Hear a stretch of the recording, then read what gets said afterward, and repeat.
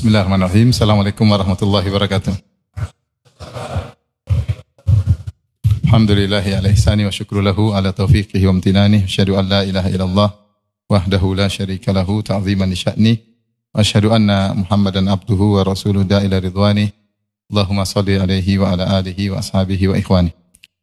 Hadirin dan hadirat yang rahmati Allah Subhanahu wa taala, kita lanjutkan bahasan kita. Kita masih dari bab yang pertama tentang tauhid. Kita masuk pada dalil yang keempat.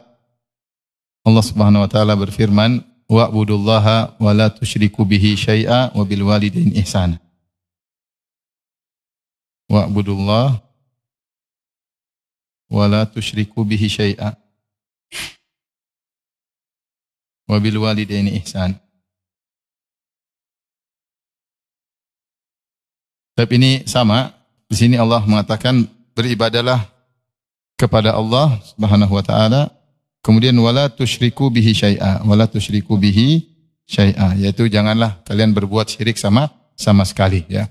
Di sini wala tusyriku bihi syai'a, kalau setiap ini pembahasan usul fikih bahwasanya setiap fiil mengandung masdar dan zaman. Jadi dalam wala tusyriku di situ ada al-isyraq plus zaman. Kalau dia fi'il madhi mengandung zaman masa lalu, pas. Kalau dia mudhari itu present. Sehingga ketika datang dalam konteks larangan atau penafian, maka dia memberi faedah keumuman. Yaitu kita bilang secara bahasa wala tusyriku, maknanya la isyraka, ya, la isyraka. Yaitu tidak boleh ada kesyirikan sama sekali. Tidak boleh ada kesyirikan sama sekali. Ini larangan. Jadi Allah melarang kita untuk berbuat syirik sama sekali. Apakah termasuk syirik besar dengan berbagai macam modelnya, maupun syirik kecil. Maka tidak boleh seorang mensekutukan Allah dengan perbuatan. Ini terkait dengan predikat, perbuatan. Predikatnya baik syirik besar maupun syirik kecil. Baik. Jadi pada firman Allah, wa'budullah, sembahlah Allah semata, wala tusyriku bihi, yaitu janganlah kalian berbuat kesyirikan, yaitu jangan berbuat kesyirikan secara umum sama sekali, baik syirik besar maupun syirik kecil. Kemudian syai'an ini terkait dengan objek. Kalau ini predikat, ya. Ini predikat. Kalau ini apa? Objek. Jadi secara predikat tidak boleh kita melakukan syirik dengan berbagai macam syirik apapun. Secara objek tidak boleh kita mensekutukan Allah dengan apapun. Di sini juga memberi faedah umum karena dia kalimat nakirah dalam konteks pelarangan. Ini dalam ilmu usul fikih. Kalimat nakirah dalam konteks pelarangan atau penafian memberikan faedah keumuman. Sehingga mencakup apapun, mencakup objek apapun. Maksudnya apa? Tidak boleh kita mensekutukan Allah baik dengan nabi atau malaikat, ya, atau pohon, ya, batu dan lain-lain, wali dan lain-lain. Allah tidak mau disekutukan dengan apapun, ya. Maka ibadah hanya untuk siapa? Allah. Siapa yang menyerahkan ibadah kepada selain Allah, kepada makhluk, maka dia telah terjerumus dalam kesyirikan. Setelah itu Allah sambung wabil walidaini ihsana, sebagaimana sudah pernah kita sampaikan pada pertemuan sebelumnya. Ini antara dalil bahwasanya makna tauhid adalah beribadah kepada Allah semata dan tidak beribadah kepada selain Allah. Dan itulah yang selalu kita ikrarkan dalam salat kita. Kita bilang iyyaka na'budu. Iyyaka na'budu. Saya jelaskan iyyaka na'budu. Ya. Iyyaka na'budu itu asalnya adalah na'buduka. Na'buduka. Na'buduka itu kalau bahasa Arab, ka itu adalah objek. Na'budu ini adalah predikat. Di situ ada subjek predikat. Kami menyembahmu. Hukum asal bahasa Arab demikian. Kami menyembahmu. Na'buduka. Kemudian Allah rubah susunannya dengan objek didahulukan. Di sini objek didahulukan. Didahulukan. Ketika objek didahulukan, jadinya iyyaka na'bud, kepada engkaulah kami beribadah. Dan dalam bahasa Arab jika objek didahulukan maka yufidul hasar, memberikan faedah pembatasan. Sehingga kalau kita artikan iyyaka na'bud, yaitu ada kata hanya kepada engkau. Ini maknanya adalah hanya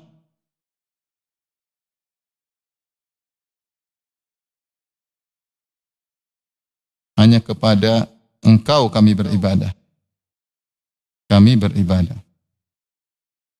Sehingga siapa yang ketika salat kemudian dia merenungkan makna ini, iyyaka na'bud, hanya kepada Engkau lah kami beribadah, maka dia akan ikhlas. Sehingga dia beribadah hanya kepada Allah. Dia tidak mengharap pujian kecuali dari Allah. Dia tidak mengharap pengakuan kecuali dari Allah. Dia tidak mau riya, dia tidak mau sum'ah. Maka seorang ketika salat selalu hadirkan makna ini. Wala tusyriku bihi syai'a. Janganlah berbuat syirik kepada Allah dengan bentuk syirik apapun, syirik besar maupun syirik kecil, dan juga jangan mensekutukan Allah dengan apapun. Predikat tidak boleh disekutukan, objek juga tidak boleh disekutukan. Maka jangan cari muka ketika beribadah kepada wali, ya, kepada ustadz. Enggak, kita beribadah karena siapa? Karena Allah Subhanahu wa taala. Kita harus melatih ini dari sejak sekarang, sehingga agar pahala kita menjadi pahala yang besar. Baik, kita lanjutkan. Kemudian Syekh Muhammad bin Abdul Wahhab rahimahullah membawakan dalil berikutnya, dalil kelima, yaitu firman Allah Subhanahu wa taala, "Qul ta'alu atlu ma harrama rabbukum 'alaikum alla tusyriku bihi syai'a." Katakanlah, ya. Katakanlah wahai Muhammad kepada kaum musyrikin, "Ta'alu, kemarilah, atlu ma harrama rabbukum 'alaikum." Aku bacakan kepada kalian apa yang Allah haramkan bagi kalian. Apa yang Allah haramkan. Di antara yang Allah haramkan bagi kalian, jadi Rasulullah disuruh oleh Allah untuk mendiktekan kepada manusia apa saja yang Allah haramkan. Dan di antara metode dakwah bukan hanya mengenalkan apa yang diperintah, tapi juga mengenalkan apa yang dilarang. Oleh karena para ulama dahulu menulis buku tentang larang-larangan seperti Al-Kabair. Ya. Banyak ulama menulis buku tentang dosa-dosa besar. Ya. Untuk menjelaskan tentang apa yang dilarang. Karena namanya takwa adalah menjalankan apa yang diperintahkan dan menjauhi larangan. Tapi di sini Nabi disuruh menjelaskan tentang apa yang dilarang. Maka dai pun demikian. Jangan seorang dai tidak mau menjelaskan dilarang, maunya amal soleh, amal soleh, amal soleh, amal soleh. Kalau dia menjelaskan dilarang, takut dimaki masyarakat, takut dijauhi masyarakat. Itu bukan metode yang benar. Metode yang benar menggabungkan targhib dan tarhib. Kita memotivasi orang beramal soleh dan kita peringatkan orang dari kemaksiatan. Sampaikan dua-dua, dan demikianlah kemudian masyarakat menjadi terbina. Sebagian orang tidak berani menyampaikan yang haram, tidak berani menyampaikan syirik, tidak berani menyampaikan hal yang dilarang. Supaya apa? Supaya menjaga maintenance followers misalnya. Nah, ini tidak benar. Rasulullah SAW dulu diperintahkan untuk menyampaikan yang haram apa saja. Maka kata Allah Subhanahu wa taala, "Qul," katakanlah wahai Muhammad, "Ta'alu, kemarilah, mari. Atlu ma harrama rabbukum 'alaikum." Aku bacakan apa yang Allah haramkan kepada kalian. Kemudian Rasulullah SAW sebutkan dosa-dosa besar. Ini perkara-perkara yang paling diharamkan. Di antara yang pertama Nabi sebutkan, "Alla tusyriku bihi syai'a." Janganlah kalian berbuat syirik sama sekali kepada Allah. Ini dosa yang paling besar. Kemudian wabil walidaini ihsana. Maksudnya wabil walidaini ihsana yaitu jangan durhaka kepada kedua orang tua. Wala taqtulu auladakum, dan janganlah kalian membunuh anak-anak kalian min imlaq. Karena kalian miskin, kalian takut kasih nafkah kepada anak-anak, kalian bunuh. Nahnu narzuqukum wa iyyahum. Karena yang menanggung rezeki kalian adalah kami, dan yang menanggung rezeki anak-anak juga kami. Kami beri rezeki kepada kalian, dan kami juga beri rezeki kepada anak-anak. Wala taqrabul fawahisha ma dhahara minha wa batan. Janganlah kalian mendekati perbuatan-perbuatan yang keji, baik yang nampak maupun yang tersembunyi. Zina dan yang semisalnya. Wala taqtulun nafsal lati harramallahu illa bil haqq. Janganlah kalian bunuh jiwa yang diharapkan untuk dibunuh kecuali dengan ada dasarnya. Seperti mungkin dia membunuh orang lain maka dikisos, atau dia sudah menikah kemudian berzina maka dirajam. Ya, ini boleh, tapi hukum asal tidak boleh. Dzalikum wassaqum bihi la'allakum ta'qilun. Demikianlah Allah beri wasiat kepada kalian agar kalian berfikir. Wala taqrabu malal yatimi illa billati hi ahsan. Janganlah kalian mengelola harta anak yatim kecuali dengan cara yang terbaik. Ya. Kalau enggak bisa, enggak usah kelola, kasih orang yang kelola. Ya. Ini dosa besar, mengelola harta anak yatim tidak dengan cara yang terbaik. Hatta yablugha asyuddah, sampai dia sudah dewasa. Wa auful kaila wal mizana bil qist. Dan penuhilah timbangan dan takaran dengan adil. La nukallifu nafsan illa wus'aha. Kami tidak membebani seorang di luar kemampuannya. Artinya, kalau kau sudah menimbang dengan semaksimal mungkin, terus ada kurang dikit, itu diampuni oleh Allah. Kalau kau sudah nakar 1 liter, ada kurang 1 tetes, di luar apa? Kemampuan. Tapi berusaha. Wa idza qultum fa'dilu walau kana dza qurba. Kalau kalian berkata, ucapkanlah yang adil meskipun kepada karib kerabat. Kalau karib kerabat salah, ucapkan salah. Tidak boleh dibela. Wa bi ahdillahi aufu. Dan terhadap janji Allah penuhilah. Dzalikum wasaqum bihi la'allakum tadhakkarun. Demikianlah Rabb kalian mewasiatkan kepada kalian agar kalian mengambil pelajaran, agar kalian ingat. Wa anna hadza sirati mustaqiman fattabi'uh. Dan ini adalah jalanku yang lurus, maka ikutilah. Wala tattabi'us subula, jangan kalian mengikuti jalan-jalan yang banyak. Bukan jalan yang lurus, jarang yang miring, banyak. Fatafarraqu bikum an sabili, sehingga kalian akan tercerai-berai dari jalan yang lurus. Dzalikum wasaqum bihi la'allakum tattaqun. Demikianlah Allah wasiatkan kalian agar kalian bertakwa. Tapi di sini saya ulangi, Rasulullah SAW diperintahkan oleh Allah untuk menjelaskan hal-hal yang haram. Ini semua dosa-dosa besar. Apa sih dosa-dosa besar? Yang pertama tadi apa? Tidak boleh berbuat apa? Syirik. Yang kedua, tidak boleh durhaka kepada kedua orang tua. Yang ketiga, tidak boleh bunuh anak sendiri. Yang keempat, tidak boleh berbuat zina. Yang kelima, tidak boleh membunuh orang lain. Yang keenam tadi apa? Tidak boleh mengambil harta anak yatim, tidak dengan cara yang tidak benar. Yang ketujuh, tidak boleh mengurangi apa? Timbangan. Tidak boleh mengurangi timbangan. Yang kedelapan, harus adil meskipun kepada karib kerabat. Ya. Jangan membela karib kerabat meskipun karib kerabat salah. Ini semua dosa-dosa besar. Dan yang pertama diperingatkan adalah syirik. Kita ini masalahnya memandang syirik adalah suatu hal yang sepele. Gairah tauhid kita kurang. Karena pengagungan kepada Allah kurang. Sebagian orang kalau lihat ada orang mencuri, dia merasa sesuatu yang besar. Ada orang berzina, dia merasa sesuatu yang besar. Tapi kalau orang minta-minta ke kuburan, biasa-biasa aja. Ada orang minta-minta ke kuburan, dia merasa biasa-biasa aja. Ada orang mengatakan, selamat hari lahir Tuhan. Dia biasa-biasa aja. Berat loh kita ucapkan demikian. Selamat hari lahir apa? Tuhan, berat. Ya silakan, kita toleransi, silakan melakukan masing-masing keyakinan. Tapi mengucapkan selamat berat. Berat. Mana gairah apa? Tauhid.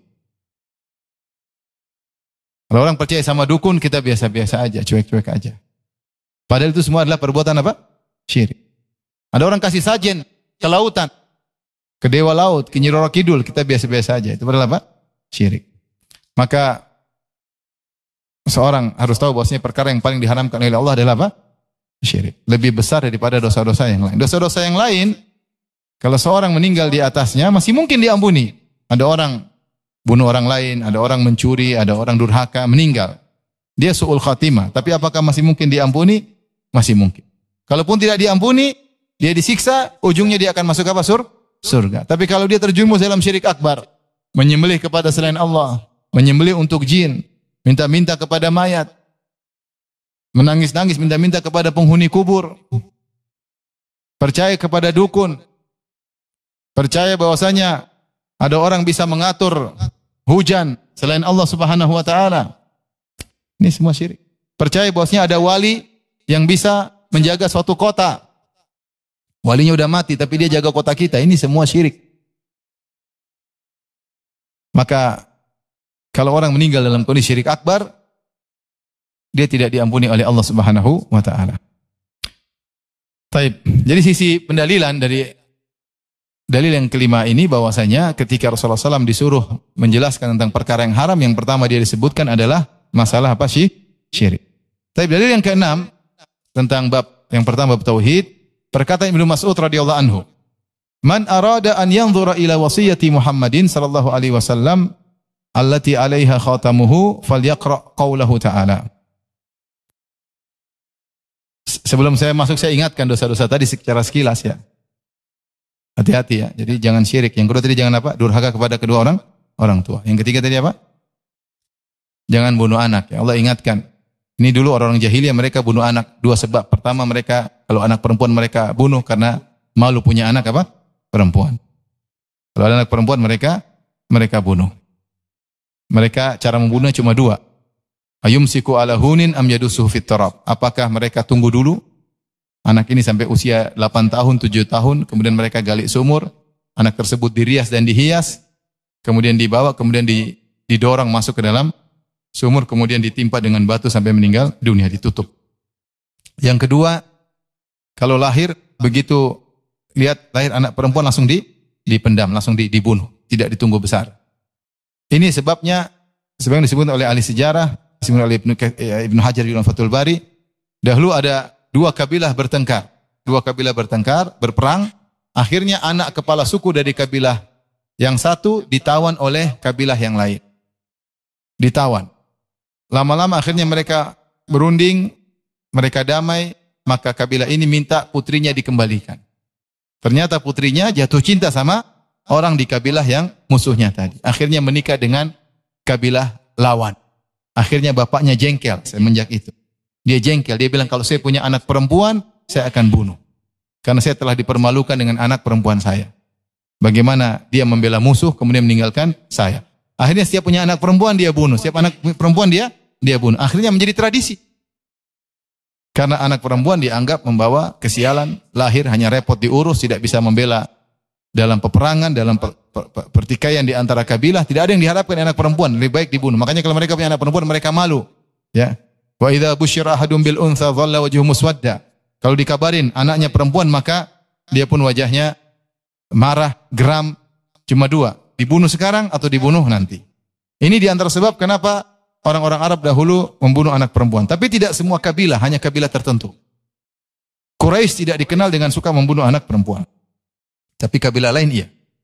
Yang kedua, mereka membunuh anak di antaranya takut tidak bisa kasih makan. Takut tidak bisa kasih makan. Maka dari sini para ulama mengambil faedah. Kalau seorang tidak mau punya anak banyak karena takut tidak bisa kasih makan, maka sungguhnya dia telah suudzon kepada Allah sama seperti orang-orang musyrikin suudzon kepada Allah. Lain halnya kalau seorang tidak kasih makan karena ingin bisa ngajar lebih baik atau istri lagi sakit sehingga perlu dijarangkan kelahiran, ditunda kelahiran, ini enggak ada masalah. Tapi kenapa kau tidak punya anak? Saya takut tidak bisa kasih makan. Sama dengan orang musyrik. Makanya Allah bantah, Allah mengatakan nahnu narzuqukum wa iyyahum. Apa urusan kalian dengan mereka? Kau kan yang tanggung rezekinya kami, mereka juga anakmu yang tanggung rezekinya kami. Maka jangan kalian membunuh anak kalian karena kalian miskin.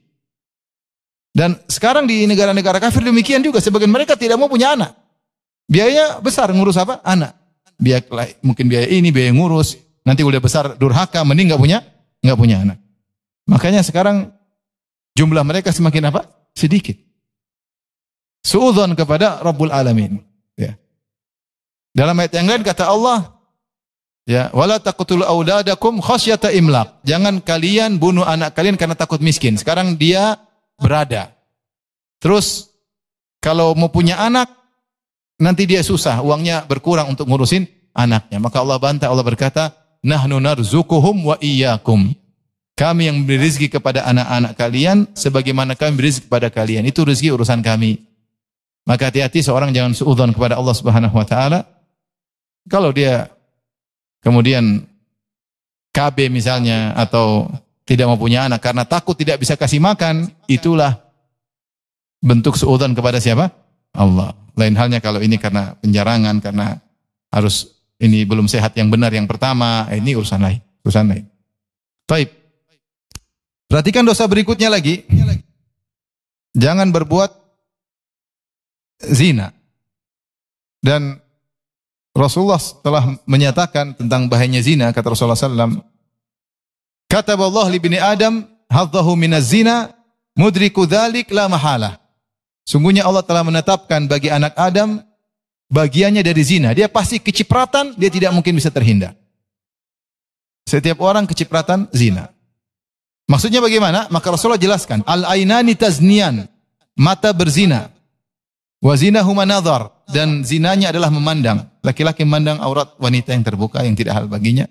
Perempuan memandang laki dengan syahwat, itu zina zina mata. Wal udhunani yazniyan wa zinahuma al-istima'. Dan kedua telinga berzina kata Nabi sallallahu alaihi wasallam. Dan zinanya adalah dengan mendengar, ini mendengar rayuan seorang laki, mendengar rayuan seorang wanita, laki-laki bermesraan dengan wanita dengan telepon. Sebagian orang Masya Allah kalau telepon istri orang lain bisa seperempat jam. Kalau sama istri sendiri habis sibuk. Cepetan, bentar lagi. Kalau sama perempuan yang bukan istrinya, Masya Allah setan menghiasi. Lembut. Kaifa haluk ukhti, barakallahu fiik.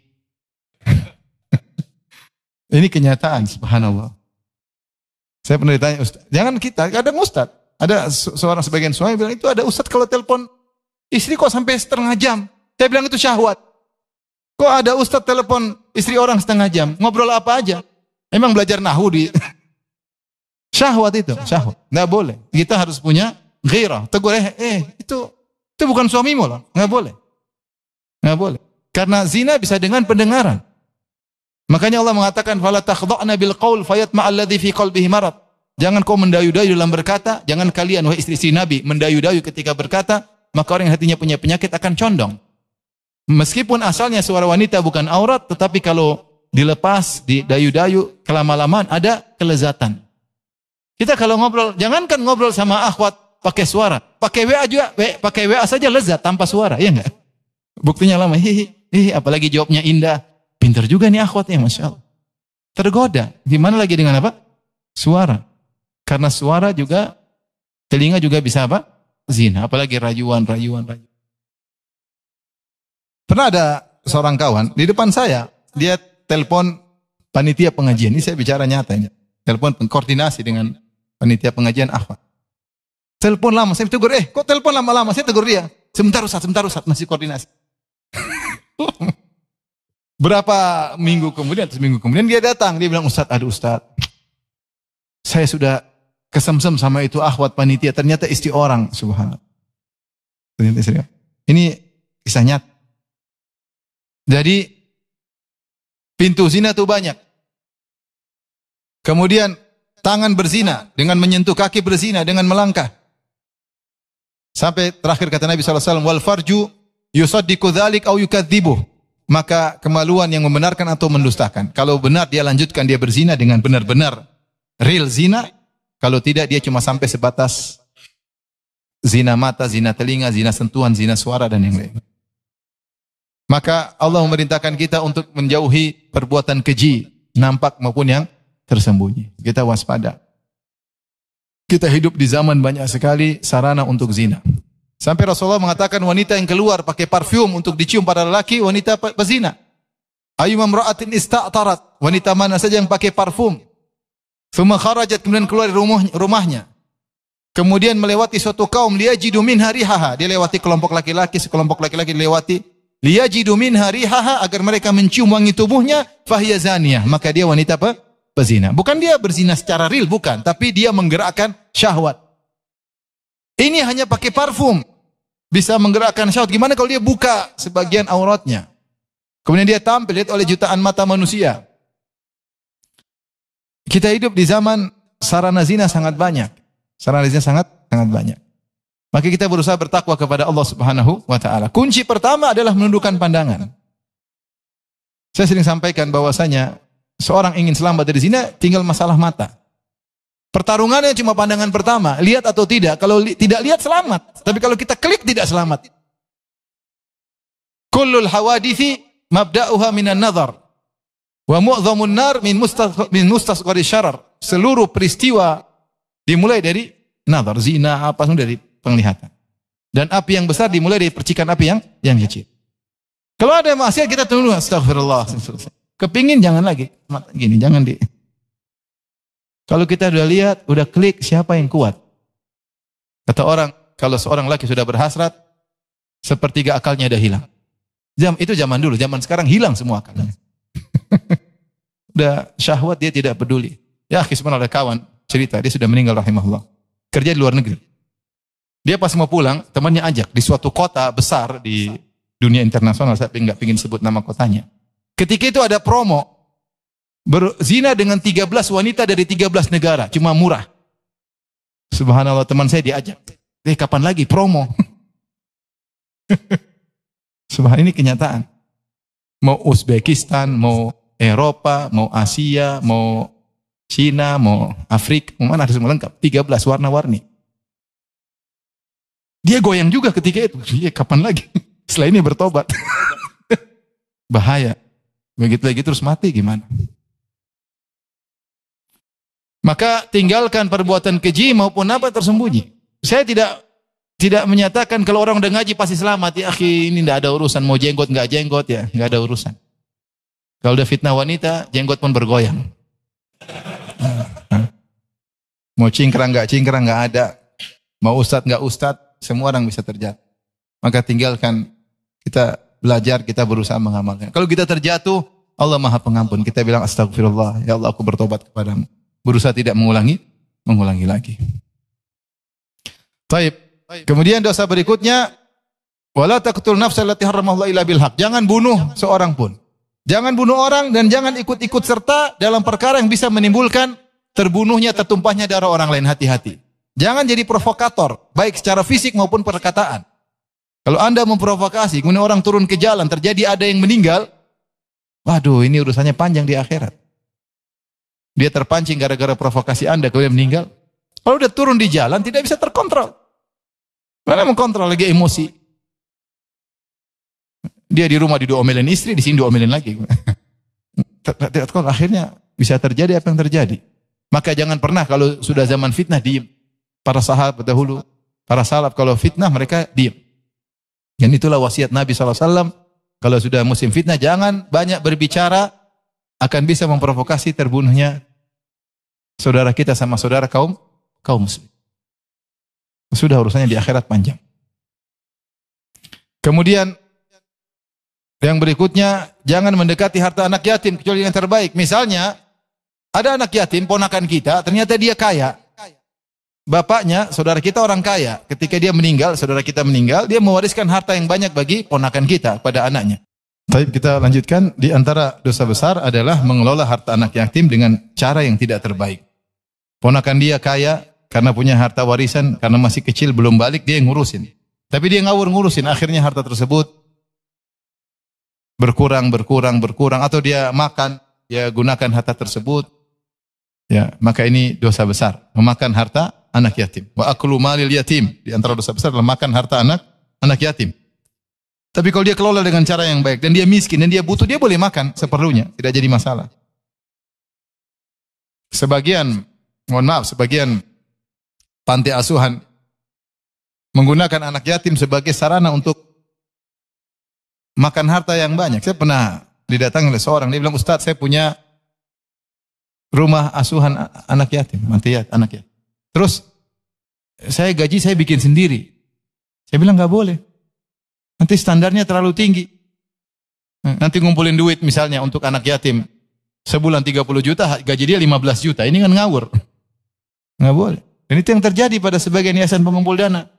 Dia bikin gaji seenaknya. Sampai kemarin kapan kita mau kirim uang ke Palestina waktu awal-awal. Kemudian ada yang bilang kami siap kirim, tapi kami minta 1/8. Ini aturan dari mana 1/8? Kalau kirim lewat kamu 1 miliar, kamu makan 125 juta, dari mana? Dia bikin aturan sendiri. Subhanallah. Harta orang lagi menderita, kemudian dia potong banyak. Yang masuk akal lah.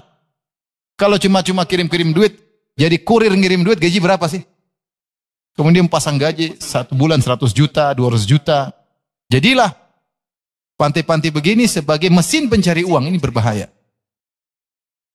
Kalau tulus, Masya Allah, pahalanya besar ngurus anak yatim. Baru beberapa Jumat ini Jumat sebelumnya, saya isi pengajian di pondok anak yatim. Pengurusnya Alhamdulillah udah ngaji. Dan dia membuat yayasan dan dia tidak mengambil sedikit pun gaji dari yayasan. Dia cari uang sendiri. Bikin pondok besar, muridnya banyak, kemudian dia tidak mau ambil gaji sedikit pun. Saya tanya, dia bilang dia belajar dari guru kita, namanya dulu Ustadz Abu Sa'ad. Ustadz Abu Sa'ad rahimahullah terkenal orang yang sangat sosial. Dia selalu membawa bantuan ke daerah-daerah konflik. Dia pernah bawa bantuan ke Yaman, ke Suriah, ke Palestina. Dan dia dulu sempat mengadakan kegiatan sosial, dia tidak mengambil uang sedikit pun dari situ, nggak mau. Dia cari nafkah sendiri. Meskipun sebenarnya boleh, tapi ada aturan, bukan asal bikin aturan sendiri. Bikin kumpulan uang buat anak yatim, sebulan 30 juta, 15 juta buat dia makan dan istrinya. Ini apa sebenarnya? Ini namanya makan harta anak yatim. Orang-orang yang nyumbang itu bukan buat kamu, tapi buat apa? Anak yatim. Maka bertakwa kepada Allah. Orang-orang yang ngurus harta umat bertakwa kepada Allah. Apalagi harta tersebut terkait dengan harta anak yatim. Harus ada tim audit dari luar ya. Jangan audit diri sendiri, pasang gaji sendiri. Nanti yang audit saya cuma Allah Subhanahu wa taala. Enak aku ambil gaji banyak-banyak. Taib. Kemudian wa auful kaila wal mizana bil qist. Jangan lupa kalau kau jual barang, penuhi takaran maupun apa? Timbangan. Semaksimal mungkin kau berusaha sesuai dengan yang kau tulis. Kalau kau tulis 10 liter, 10 liter. Kalau kau tulis 3 kilo, 3 kilo. Jangan sampai jual gas, tulisnya 3 kilo, isinya 2,7. Hati-hati. Allah pernah membinasakan suatu kaum karena tidak memenuhi takaran dan timbangan. Yaitu kaum Nabi siapa? Nabi Syuaib. Dan Allah berfirman dalam Al-Quran, Wailul lil mutaffifin. Celaka bagi orang-orang yang mengurangi takaran sedikit. Tatfif itu sedikit. Tidak banyak. Kalau banyak ketahuan oleh masyarakat. Misalnya dijual 10 kilo, dia jual jadi 9,8. 9 kilo 8 ons, 2 ons kurang orang tidak tahu. Dia jual 10 liter, dijadikan 9 liter, 8. 0,2 liter hilang, orang tidak tahu. Dia melakukan tatwif, bagi dia ringan. Tapi bagi Allah tidak ringan. Allah mengatakan, Wailul lil mutaffifin. Celaka orang-orang yang mengurangi takaran dan timbangan meskipun sedikit. Ya. Dan dalam Al-Quran, surat yang dibuka dengan celaka cuma 2. Wailul lil mutaffifin sama wailul kulli humazatil lumazah. Dua-duanya terkait dengan hak orang lain. Maka hati-hati kalau punya usaha pom bensin, hati-hati. Yang punya usaha jual gas, hati-hati. Kalau 2,7, jangan tulis 3. Ya, hidup cuma sebentar. Pada makan harta yang tidak benar, binasa di akhirat kelak. Kaya tapi daging semua tumbuh untuk neraka jahanam. Ayulah min nabata an suhtin fannaru aula bihi. Ya, daging manapun yang tumbuh karena haram, maka lebih berhak untuk dibakar oleh api neraka. Tapi ini semua adalah perkara-perkara yang haram, tapi yang paling haram adalah berbuat syirik kepada Allah Subhanahu wa taala. Tapi kita lanjut berikutnya tadi perkataan Ibnu Mas'ud. Ibnu Mas'ud berkata, "Man arada an yanzura ila wasiyati Muhammad sallallahu alaihi wasallam allati alaihi khatamuhu." Siapa yang ingin melihat kepada wasiat Nabi sallallahu alaihi wasallam, ya, yang merupakan cincin stempel milik beliau. Rasulullah SAW kalau menulis surat akhirnya dikasih khatam, stempel sebagai surat sudah berakhir. Menunjukkan ini surat resmi. Ya. Falyaqra qaulahu ta'ala, maka bacalah firman Allah, qul ta'alu, itu ayat yang tadi yang kita bacakan. Qul ta'alu atlu ma harrama rabbukum alaikum alla tusyriku bi syai'in dan seterusnya. Tadi yang baru kita syarah tentang dosa-dosa besar. Baik, apa maksud Ibnu Mas'ud? Siapa yang ingin melihat wasiat Nabi, ya, yang sudah distempel oleh Nabi, bacalah ayat ini. Padahal kita tahu Nabi meninggal tidak berwasiat. Nabi meninggal tidak berwasiat. Tidak ada wasiat dari Nabi sallallahu alaihi wasallam. Terus apa maksud Ibnu Mas'ud? Maksudnya intisari dakwah Nabi yang Nabi perjuangkan di akhir hayatnya adalah ini. Melarang perkara-perkara tersebut. Ini adalah suatu perkara yang muhkam yang tidak pernah berubah. Seakan-akan Nabi meninggal dengan mewasiatkan hal-hal tersebut. Karena Allah berkata, "Dzalikum wasaqum bihi, dzalikum wasaqum bihi." Demikianlah Allah mewasiatkan kepada kalian. Seakan-akan itu juga wasiat Nabi sallallahu alaihi wasallam. Yaitu Ibnu Mas'ud ingin mengatakan pada kita, sungguhnya Rasulullah sallallahu alaihi wasallam ketika mau meninggal dunia, fokus dakwahnya adalah hal-hal tersebut. Melarang orang dari kesyirikan, melarang orang dari hal-hal dosa-dosa besar yang tadi kita sebutkan. Oleh karena Nabi sallallahu alaihi wasallam sampai mau meninggal dunia, Rasulullah SAW sejak awal di Mekah, beliau mengatakan, "U'budullaha wa la tusyriku bi syai'a." Sembahlah Allah, jangan berbuat kesyirikan. Qulu la ilaha illallah tuflihu. Wahai manusia sekalian, ucapkan la ilaha illallah. Tinggalkan sembahan-sembahan selain Allah, kalian akan beruntung. Dan ternyata Rasulullah SAW menjelang wafat juga berbicara tentang tauhid. Rasulullah SAW ketika sakit, menjelang meninggal dunia, dia berkata, "La'natullah alal yahudi wan nasara, ittakhadhu qubur anbiya'ihim masajida." Allah melaknat Yahudi dan Nasrani. Mereka menjadikan kuburan nabi-nabi mereka sebagai masjid. Rasulullah tidak suka. Kenapa? Nanti kuburan diagungkan. Kalau kuburan dibangun masjid, di atasnya lama-lama kuburan tersebut apa? Diagungkan, disembah. Makanya Rasulullah SAW mengatakan, Allahumma la taj'al qabri wathanan yu'bad. Ya Allah, janganlah kau jadikan kuburanku berhala yang disembah. Rasulullah tidak ingin kuburannya disembah. Bahkan nanti akan datang penjelasannya, bahwasanya sebab kesyirikan dari dulu sampai sekarang adalah pengkultusan terhadap orang-orang soleh. Sejak zaman Nabi Nuh. Bayangkan orang datang, lagi banyak masalah, kemudian datang ke kuburan orang soleh. Kuburan tersebut kemudian besar, warna-warni, ada dupa-dupa, kemudian cahayanya besar, ada fotonya, kemudian di situ orang lagi baca Quran di sekitarnya, kemudian suasana, kemudian dia datang, lagi banyak utang. Maka tanpa sengaja, ini perkataan Syaukani bukan perkataan saya dalam kitabnya Syarhus Sudur. Maka dia tanpa sengaja dia akan memiliki keyakinan, apalagi orang banyak nangis di sekeliling wali ini. Akhirnya dia punya keyakinan terhadap wali ini. Akhirnya dia mengutarakan kepada wali tersebut. Kemudian dia menangis, merendahkan dirinya. Yang itu tidak dia lakukan ketika di masjid. Dia tidak lakukan di masjid. Apalagi ada ritual, mau masuk kuburan tersebut harus ada sholat tahiyatul kuburan. Sholat dulu. Ada kuburan, kalian lihat di YouTube. Kuburan orang sholat hadap sini. Bukan hadap kiblat, hadap apa? Kuburan. Akhirnya minta kepada penghuni kubur. Meyakini penghuni kubur ini bisa ini. Syirik. Makanya Rasulullah tutup. Masalah kuburan Rasulullah SAW sangat ketat. Maka Rasulullah mengatakan tidak boleh ditinggikan. Tidak boleh disemen. Tidak boleh dikasih lampu. Ada kuburan wali kalau dikubur dengan biasa orang tidak ada keyakinan macam-macam. Tapi kalau dibesarin, ditinggikan, dikasih lampu, si dupa-dupa, akhirnya tanpa sengaja orang yang tidak punya akidah yang kuat punya keyakinan macam-macam. Dan sekarang semua kelihatan. Ngeri ya. Kita harus menghormati kuburan wali fulan. Yang jaga kota ini kita siapa yang jaga kota ini? Wali fulan. Subhanallah. Ini wali fulan gimana jaga? Dia saja nggak bisa jaga diri. Kemarin musim corona. Siapa yang pingin selamat gampang? Nih foto wali fulan.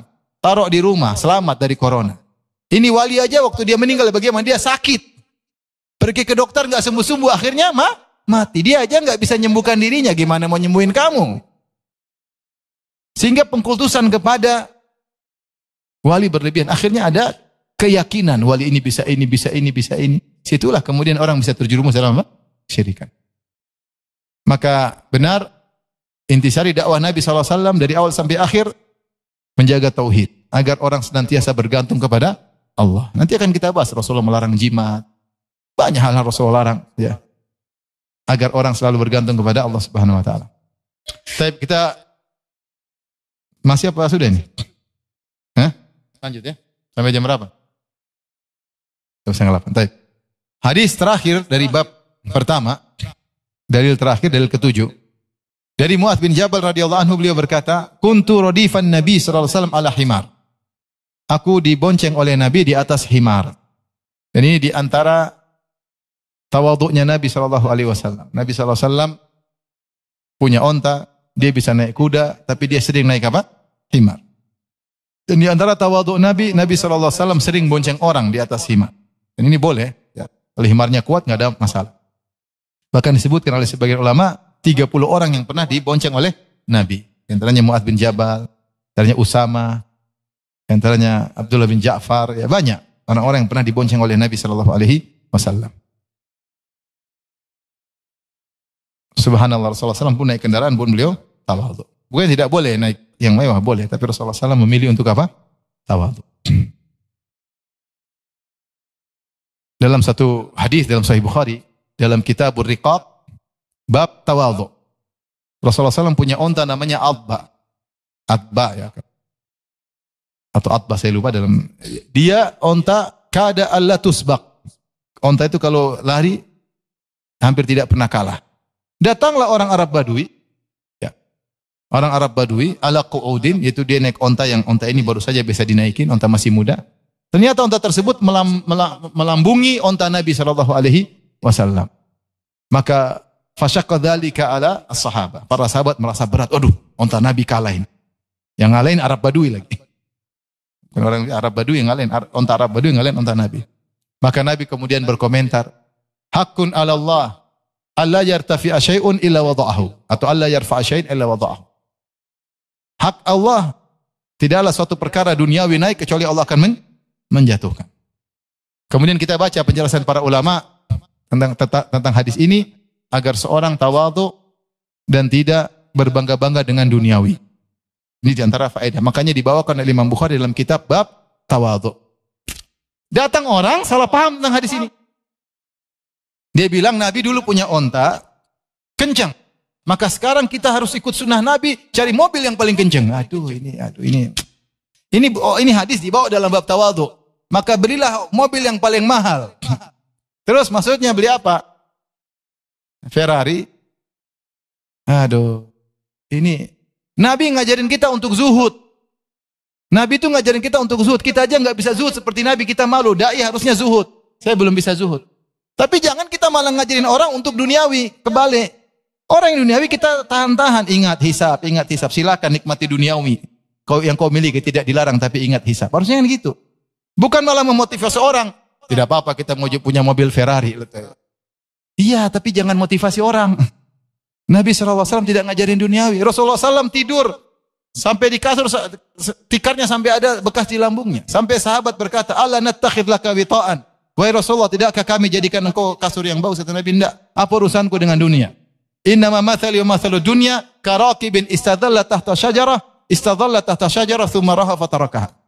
Apa urusanku dengan dunia? Perumpamaan aku dengan dunia seperti seorang sedang mengembara, mampir sebentar di sebuah pohon, istirahat sebentar aja. Itulah dunia. Kemudian dia pergi meninggalkan dunia tersebut. Ngapain saya mewah-mewah? Rasulullah kalau pingin rumah mewah dia bisa. Dalam Sahih Bukhari, dalam Fathul Bari, Ibnu Hajar menyebutkan riwayat ketika ada seorang wanita datang lihat tempat tidur Nabi atau tikar Nabi yang kurang bagus, dia datangkan kasur yang bagus. Kemudian Rasulullah pulang, Rasulullah, apa yang dari mana Aisyah? Tadi orang kasih hadiah, kata Rasulullah kembalikan. Kalau saya mau, saya bisa yang lebih daripada ini. Tapi dia tidak mau. Dia tidak mau. Rasulullah saja putrinya Fatimah minta pembantu, Rasulullah tidak kasih. Kata Rasulullah SAW, bagaimana saya kasih pembantu kepada putri saya sementara ashabus suffah kelaparan? Maka mau saya kita itu dakwah, bukan melarang orang hidup senang, boleh, nggak ada masalah. Tidak ada larang, kau punya mobil bagus, memang kalau kau bisa jawab hisapnya diperlukan, nggak ada masalah. Tapi jangan kita malah motivasi orang untuk apa? Bermewah-mewah, jangan. Rasulullah tidak pernah mengajarkan demikian. Ini seperti hadis Rasulullah SAW justru mengatakan, Hakun 'ala Allah alla yarfa'u syai'an minad dunya illa wada'ahu. Hak Allah, tidaklah ada suatu dunia diangkat kecuali Allah akan apa? Jatuhkan. Onta cepat itu duniawi, kata Rasulullah, suatu saat akan jatuh. Makanya dibawa kepada bab apa? Tawadhu. Lagian onta Nabi untuk perang. Kalaupun cepat buat apa? Perang. Terus kalau ontamu, Ferrari ontamu buat apa? Buat perang. Buat pajangan. Maka mau saya jangan sebaliknya. Rasulullah naik himar. Rasulullah naik apa? Himar. Baca kitab zuhud. Kita malu. Saya sebagai dai saya tidak bisa. Ya, tidak bisa susah meniru Nabi SAW. Zuhudnya luar biasa. Dan di antara mukjizat Nabi, zuhud Nabi konsisten. Itulah yang menakjub. Rasulullah tidak pernah berfoya-foya sedikit pun, nggak pernah. Zuhud Nabi konsisten dari awal sampai beliau meninggal. Padahal beliau mendapatkan harta yang begitu apa? Begitu banyak. Taib. Rasulullah naik himar, membonceng siapa? Mu'adz. Kemudian faqala li, kata Mu'adz, Rasulullah bertanya, "Ya Mu'adz, atadri ma haqqullahi 'alal ibad?" Wahai Mu'adz, tahukah engkau apa hak Allah atas hamba? Kewajiban hamba atas Allah, hak Allah atas hamba, maksudnya kewajiban hamba kepada Allah. Wa ma haqqul ibad 'ala Allah? Dan apa hak hamba atas Allah? Qultu Allahu wa rasuluhu a'lam. Berkata Mu'adz bin Jabal, Allah dan Rasulullah lebih mengetahui. Ini adab. Kalau tidak tahu bilang apa? Allahu wa rasuluhu a'lam. Kalau tidak tahu bilang Allahu a'lam. Bahkan Allah pernah menegur Nabi Musa gara-gara tidak bilang Allahu a'lam. Ketika Nabi Musa suatu hari dalam Sahih Muslim, Nabi Musa berdakwah sampai dakwah yang luar biasa. Bani Israel terpesona dengan ilmunya Nabi Musa sampai mereka bertanya, "Ya Musa, adakah orang yang lebih berilmu daripada engkau?" Nabi Musa mengatakan tidak ada. Bukan Nabi Musa bukan sombong. Tapi dia mengatakan sebatas ilmunya. Tidak ada yang lebih berilmu dari saya. Karena dia tahu orang, dia yang paling mulia di zaman itu Nabi Musa alaihissalam. Yang paling mulia di zaman itu Nabi siapa? Nabi Musa. Kata Nabi SAW, fa'atabahullah, maka Allah pun menegur Nabi Musa, idzam yaruddal ilma ilallah, karena dia tidak mengembalikan ilmu kepada Allah. Harusnya dia bilang Allahu a'lam. Akhirnya Allah bilang, ada orang punya ilmu yang kau tidak punya ilmu, namanya Khadir. Itu ceritanya demikian. Maka di antara adab, kalau seorang tidak tahu urusan ilmu agama, bilang apa? Allahu a'lam. Saya bawakan asar banyak dari Imam Malik. Imam Malik kalau ditanya, dia sering bilang wallahu a'lam. Kata Imam Malik, Ibnu Qasim berkata, aku mendengar Imam Malik berkata, inni la ufakkiru fi mas'alatin mundu bid'a asyarata sana, famattafaqa li fiha ra'yun ilal an. Saya mikirin satu masalah sejak belasan tahun. Sampai sekarang saya belum tahu jawabannya, subhanallah. Tidak asal jawab ya. Al-Haytham bin Jamil berkata, aku melihat Malik ditanya 48 permasalahan. 32 dia katakan la adri, saya tidak tahu. 32 dia bilang la adri, saya tidak tahu. Imam Malik pernah ditanya 22 pertanyaan, dia hanya jawab 2 pertanyaan. Imam Malik pernah ditanya 20 pertanyaan lebih, dia cuma jawab 1, yang lain la adri. Pernah ditanya 100 pertanyaan, yang dia jawab cuma 5 atau 10. Sisanya bilang apa? La adri. Ini Imam Malik, Imam Darul Hijrah, imamnya kota Madinah. Bukan Imam Masjid Abdullah, bukan. Imam kota Madinah. Sampai ada suatu orang datang kepada Imam Malik, dia tanya, kata Imam Malik, la adri. Kata orang tersebut, ya Imam Malik, ini masalah ringan. Kenapa kau bilang la adri? Kata Imam Malik, laisa fil ilmi syai'un khafif. Dalam urusan ilmu tidak ada yang ringan. Semuanya berat di sisi Allah Subhanahu wa taala. Makanya sampai ada yang berkata, Imam Malik, saya datang dari jauh, kenapa kau tidak kasih jawaban? Apa urusanmu? Saya tidak tahu, masa saya mau jawab? Maka kita hidup di zaman, jangan suka ngomong masalah agama kalau tidak tahu ilmunya. Karena penyakit masalah agama semua orang berani ngomong. Mau dokter, mau fisikawan, sains, mau ahli sains, mau apapun ngomong. Mau tukang batu, semua ngomong agama. Tapi tidak semua orang berani bicara masalah fisika, nggak berani, ya nggak? Karena takut salah. Tidak ada semua orang bicara masalah kedokteran. Karena takut apa? Salah. Tidak ada yang berani bicara kimia, kecuali pakarnya, takut salah. Tapi kalau bicara agama, semua berani. Tidak takut salah. Padahal bicara tentang agama adalah al-muwaqqi'un an Rabbil Alamin. Seakan-akan dia mengatasnamakan Allah Subhanahu Wa Taala. Maka ini adab. Saya hadir di kajian Syekh Abdul Muhsin Al-Abbad, bapaknya Syekh Abdul Razak. Ya. Betapa sering kalau pas tanya jawab dia bilang la adri. La adri. Sering sekali di Masjid Nabawi di hadapan banyak orang. Bahkan kadang dia ditanya, saya tahu jawab. Kalau saya ini jawabannya gini. Ternyata dia bilang apa? La adri. Subhanallah. Ini kita kadang saya ditanya, ada orang, Ustaz, apa hukumnya ini? Ada yang nyeletuk. Hukumnya inilah. Yang ditanya kamu apa saya? Dia nyeletuk. Pingin nunjukin saya juga tahu gitu. Hati-hati. Makanya apa kata Imam Malik? Dia berkata, innama ahlakan nas al-ujub wa talabur ri'asah. Yang buat masyarakat binasa adalah orang yang ujub dengan dirinya dan ingin kedudukan. Maka dia ngomong terus. Hobi kasih jawaban. Ada masalah sedikit analisa, bikin yang pertama kali berbicara. Padahal kalau masalah ini diberikan kepada para ulama kibar, mereka mungkin rapat 2 minggu. Ini baru ada masalah ngomong. Ingin dia jadi pertama yang kali berbicara. Maka seorang hati-hati. Tapi kita lanjutkan. Maka Rasulullah menjelaskan haqqullah 'alal ibad an ya'buduhu wa la yusyriku bihi syai'a. Hak Allah terhadap hamba, yaitu para hamba harus menyembah Allah semata dan tidak boleh berbuat kesyirikan sama sekali. Wa haqqul ibad 'ala Allah, dan hak para hamba terhadap Allah, alla yu'adziba man la yusyrika bihi syai'a. Allah tidak akan mengadab orang yang tidak berbuat syirik sama sekali. Perhatikan. Allah mewajibkan dirinya sendiri atas rahmat dan kasih sayangnya. Di antaranya banyak, seperti Allah tidak akan mendolimi seorang pun. Di antaranya Allah tidak akan mengadab orang yang tidak syirik sama sekali. Qultu, kata Mu'adz, ya Rasulullah, afala ubashirun nas, apakah aku beri kabar gembira kepada masyarakat tentang ini, bahwasanya Allah tidak akan mengadab orang yang tidak berbuat syirik sama sekali? Qala la tubashirhum. Kata Rasulullah SAW, jangan kau beri kabar gembira kepada mereka, fayattakilu, mereka akan bersandar. Sehingga maksudnya jangan sampai seorang merasa dia sudah bertauhid, sehingga dia merasa pasti masuk surga, sehingga dia menggampangkan maksiat, sehingga dia menggampangkan apa? maksiat. Sebagian orang begitu ya. Dia merasa saya sudah bertauhid, yang penting saya tidak syirik, maka dia gampangin maksiat. Dia ini. Yang penting kan bukan syirik. Enggak begitu juga kali. Terus kalau kau tidak syirik, kemudian kau bebas melakukan maksiat, ya betapa banyak dalil-dalil menunjukkan pelaku maksiat di neraka, mereka semua bertauhid. Tapi ketika mereka gampangkan maksiat, mereka juga bisa masuk dalam neraka jahanam. Taib. Ini juga dalil bagaimana bahwasanya al-masyaqqah tajlibu taisir, bahwasanya kaidah fikih kesulitan mendatangkan kemudahan. Onta al-himarul ahli, himar keledai. Keledai itu ada dua. Ada al-himarul wahshi, keledai liar yang mirip seperti kuda zebra, itu halal dimakan. Kalau al-himar al-ahli, keledai negeri yang sering ditunggangi di kampung-kampung, saya kemarin ke Mesir, masih banyak orang naik apa? Keledai. Di sini enggak ada ya. Sini naik apa? Yamaha ya. Di sana mereka sering naik apa? Masih banyak orang naik apa? Keledai. Keledai itu dilarang untuk dimakan. Dilarang untuk apa? Dimakan. Tetapi meskipun dilarang untuk dimakan, tapi keringatnya tidak najis ya. Keringatnya tidak najis karena sering dinaiki oleh orang. Seperti kucing. Kucing dia tidak boleh dimakan ya.